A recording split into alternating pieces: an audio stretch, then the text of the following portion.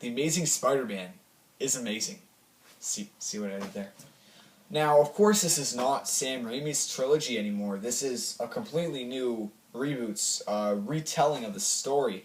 So don't expect to see Tobey Maguire crying because his girlfriend leaves him. Expect to see some serious ass-kicking and realistic plot. Now, the way I say realistic is not Spider-Man has to calculate the degrees of angle in which he has to go up the building in which that he's not lose gravity and or air pressure. That's all I'm talking about. I'm talking about Peter Parker's life and how realistic his life is, because he starts off the movie as just like this nerd that doesn't really have friends, that is at the back of the class not answering any questions even though he knows the answers to them. So this is where he starts off, I guess. Then he gets the spider powers and he's getting a bit more cockier because, you know, he has huge power, more power than anyone else has in this world. And then he saves the day. He saves New York City. He's just at the tip of the iceberg in prideness, in courage, and he's becoming cooler at school because of that courage he's gained from being Spider-Man. And I like how that transitioned throughout Peter and Spider-Man throughout the film, because as we all know, you know, Spider-Man 3 was pretty much Tobey Maguire crime because Christian Dunst didn't want him, and that was stupid. That's why no one liked the movie, other than having like 5 villains. But yeah, I think Mark Webb did an amazing job showing the I guess the ping pong sort of nature between Spider-Man and Peter Parker and how each of them affects each other's egos, I guess. And going on a completely different note from reality, you have the action scenes, and the action scenes are just pure awesome. You have some really comedic moments throughout them. Like Stanley's cameo in this movie is the funniest cameo in any Marvel movies. My whole theater was just dying of laughter. He is the cameo king, like he says in the video game, and he does beat Hitchcock in that department. But along with the action, like I was saying before, is there's just so much going on that makes it awesome. It's not like so much going on where there's 5 villains or anything like that. I mean, so much going on in the right way. There's an amazing score. You know, the score by James Horner, I believe is his name. It's a lot of trumpets, but it's really well done, and that adds a lot to all the action scenes. And then there's Andrew Garfield, who does like so much of his own stunts. I don't know if he did all of them. I know he did a lot of them, and he does a great job doing them. I can't believe, like, the web swinging is so authentic because it's actually swinging. He's jumping from rope to actually swing, so it's no CGI.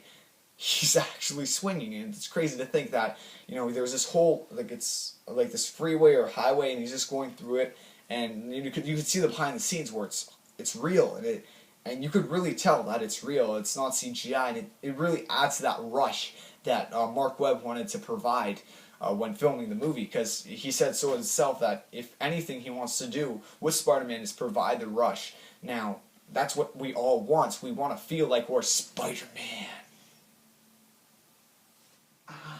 Okay, guys, just remember, we're all human. Don't try to jump off a 30-story building.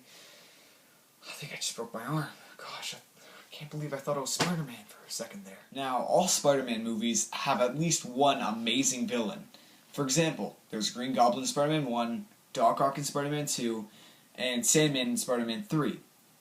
The Amazing Spider-Man is no exception to that rule. It has an amazing villain in the form of the Lizard. He does a great job showing both sides of his life, I guess. Because, you know, you have, just like Spider-Man, 2 sides to that story. You have Kirk Connors and Lizard, just like there's Peter Parker and Spider-Man.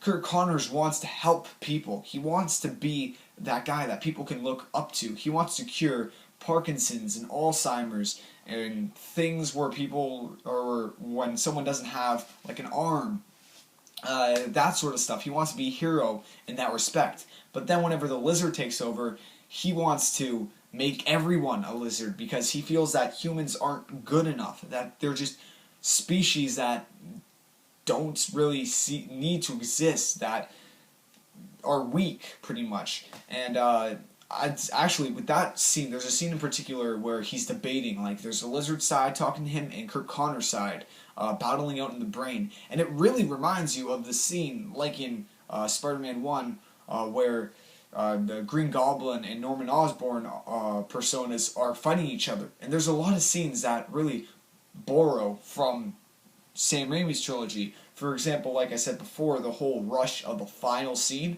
was just like the final scene in Spider-Man 1 and 2, which I found to be a bit weird.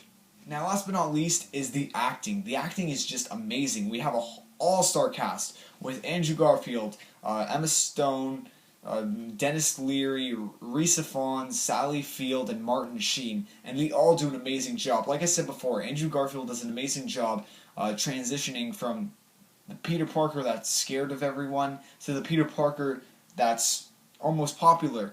Emma Stone does a great job as, you know, his love interest, and not being that girl that's scared of everything, not being the damsel in distress, being the one that's actually gonna fight whatever comes her way. She's not just that person that's scared of everything coming her way, I guess. And she's not a useless character that Peter Parker cries over. She acts and helps people out, I guess. And then we have Dennis Leary, who, I don't know, it's just weird seeing his stand-up and then seeing him in here. It's just weird. And then, like I said before, Rhys Ifans did an amazing job portraying both sides of his Lizard and Kurt Connor's persona, and I thought the movie was extremely well acted.